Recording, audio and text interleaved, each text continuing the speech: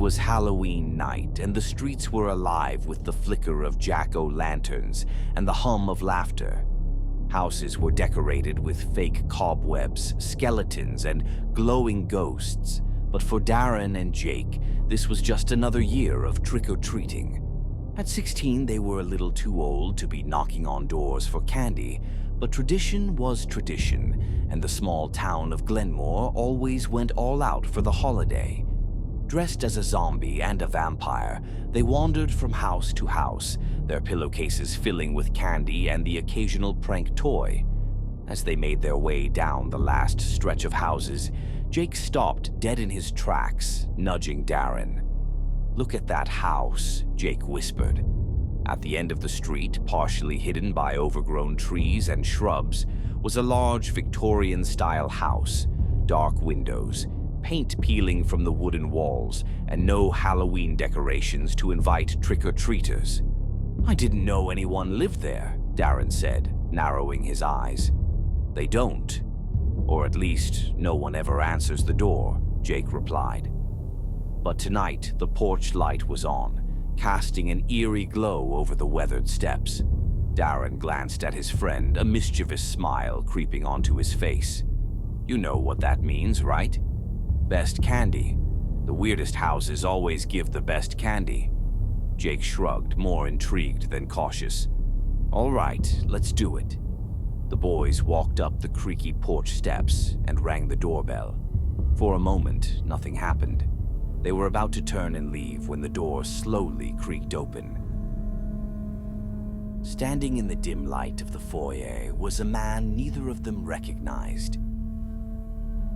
"Trick or treat," Darren and Jake said in unison, forcing a cheerful tone despite the sudden unease they both felt. The man smiled, but it didn't reach his eyes. "Ah, Halloween. Come in, boys. I have something special for trick-or-treaters like you." Jake and Darren exchanged quick, uncertain glances.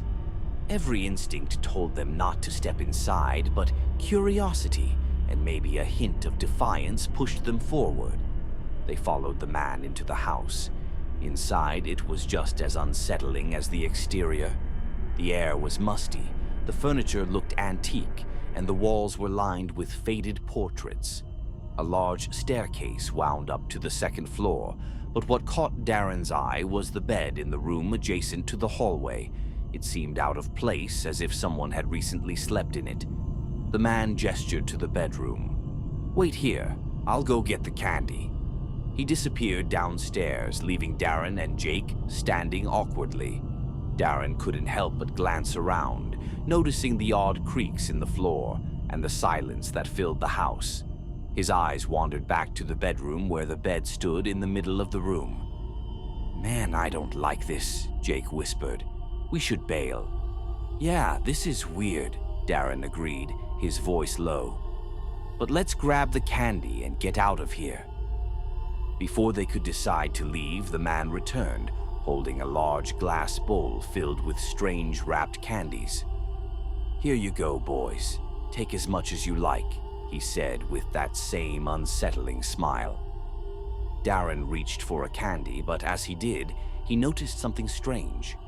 There was a large, rectangular shape on the floor, right next to the bed. A rug barely covered it, but he could see the outline of what looked like a trap door. He froze, his mind racing. Was this what people had whispered about? The rumors that the man had a hidden basement where something terrible happened. He pulled his hand back, his voice barely a whisper. "Jake, we need to go." But before they could make their exit, the man's demeanor changed. He moved quickly, faster than they could react, and the next thing they knew, he shoved them both toward the trap door. Jake and Darren fell to the bottom of the trap door. The man stood at the top, his smile now completely gone, replaced with a twisted expression of hunger. "You boys shouldn't have come in." As the trap door slammed shut above us, I could still hear the man's chilling words echoing in the dark. "You boys shouldn't have come." Jake and I lay at the bottom of a damp, cold basement. My heart raced as I squinted into the darkness. A metallic scent filled the air. I reached out to steady myself and felt something slick on the floor. I froze. Blood. Darren, where are we? Jake whispered, his voice trembling. I don't know, I whispered back, trying to stay calm. But we need to get out. Now.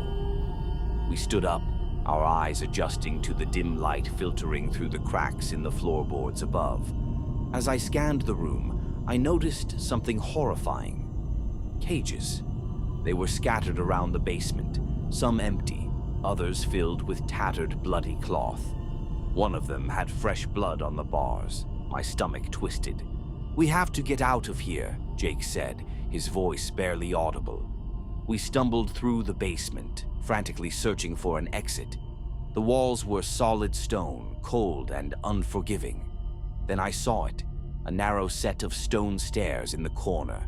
Without hesitation, we ran toward them, climbing as fast as we could. At the top of the stairs was a heavy wooden door, bolted shut. We approached the door, hoping we could open it, somehow. We found a rusty latch, and with a hard yank, it gave way. We burst through the door, gasping for air, only to realize we were still trapped in a small courtyard outside. I looked at Jake in desperation. There's got to be another way out. That's when we saw the wrought iron gate at the far end of the courtyard. We sprinted toward it, but the gate was locked with a thick chain and padlock.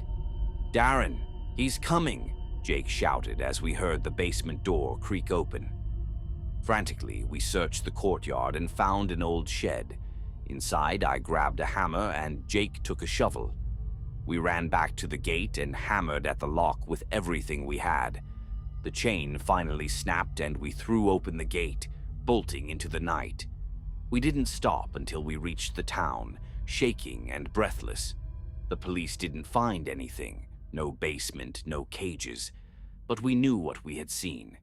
We had escaped the man's twisted nightmare, but deep down we both knew we were never supposed to leave.